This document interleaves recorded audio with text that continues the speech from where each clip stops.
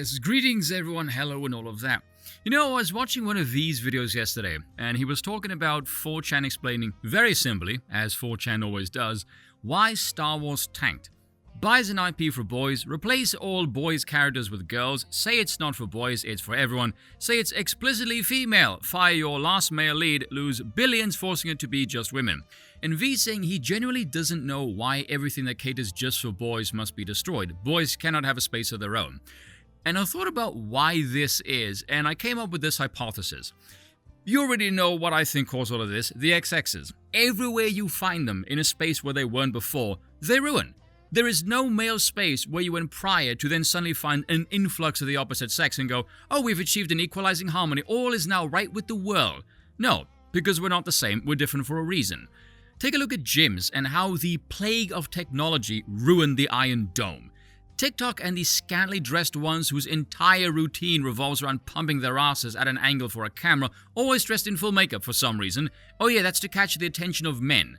And don't give us this crap about harassment when you're dressed like that with a camera pointing at your rear end. You don't put that BS online for women to drool over your derriere. Who are you freaking kidding me? If you want the internet to stare at your ass, do what every other chick does. Put it on Instagram, would you kindly? Now the reason they go there to do this crap is because they want the attention of that class of men, which is why they dress so provocatively. Oh, they say they don't, but they do. Difficult to understand the female mind sometimes. Translating women speak into common sense is often like translating backwards hieroglyphics, high as a kite with black eyes. It's essentially a bizarre form of mating strategy. Now, turn your attention to the gaming world. That realm is not full of chads with abs and pecs like paving slabs, to quote Yahtzee. It's full of nerds, let's be real. Take a look at the kind of females who've entered that realm in the last couple of years. These types who push the politics and the self-inserts. They're not exactly the aesthetically pleasing types, are they? So you know what their purpose is there?